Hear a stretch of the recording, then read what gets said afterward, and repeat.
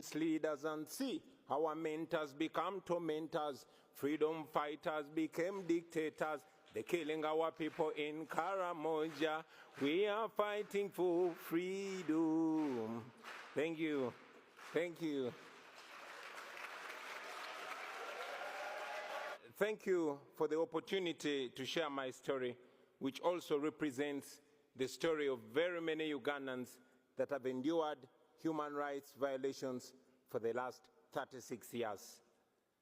I never intended to get into politics, and neither did I pay much attention to the political space until my personal consciousness was awakened rudely by my personal humiliation at the hands of a security operative. I'm a musician, and in 2005, I was the hottest artist in town, singing about parties and girls and money. And so, like any other 23-year-old who is successful, I went out and bought a big fancy car, a Cadillac Escalade with spinning wheels and a personalized number plate, Ghetto. One day, I was at a nightclub in Kampala when a security operative pulled me out of my brand new car, slapped me in the face, and put a gun on my head. And he asked me, "Yo, why are you showing off? Don't you know that this country has owners?" I drove away humiliated, and this horrible feeling was all over me, a feeling of you deserved it. Because he was right. I thought I was safe as a celebrity, partying with the rich and powerful military generals, whining and dining with them.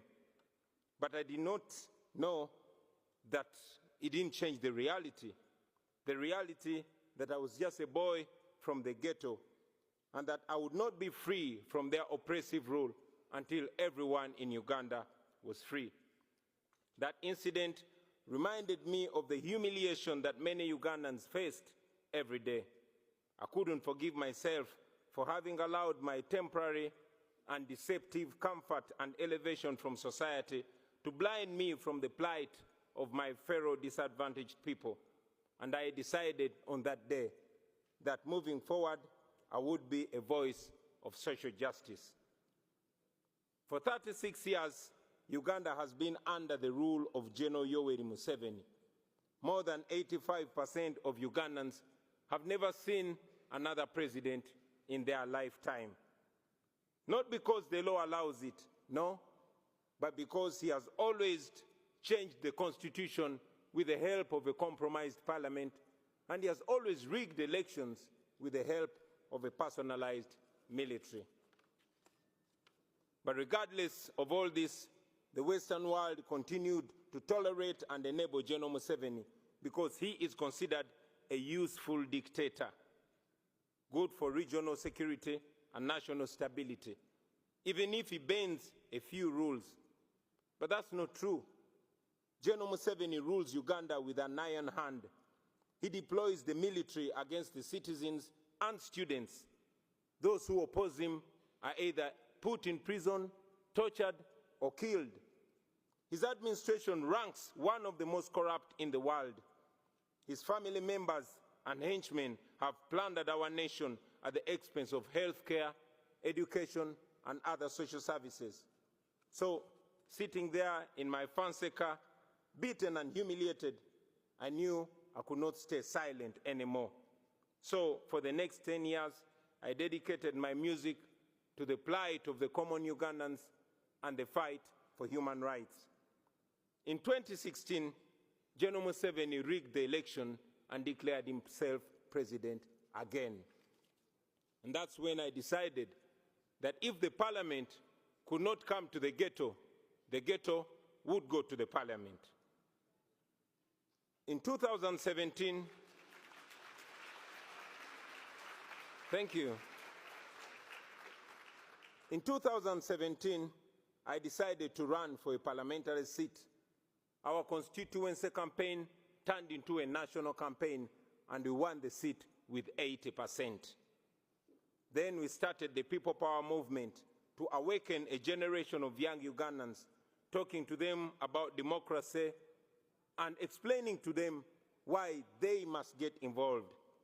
This annoyed General Museveni, and from then we were branded as enemies. In 2018, while on a campaign trail in the northern Ugandan district of Arua, General Museveni decided that it was too much for him to take. He alleged that our supporters had stoned his motorcade, and for that reason, the military was given orders to shoot and kill.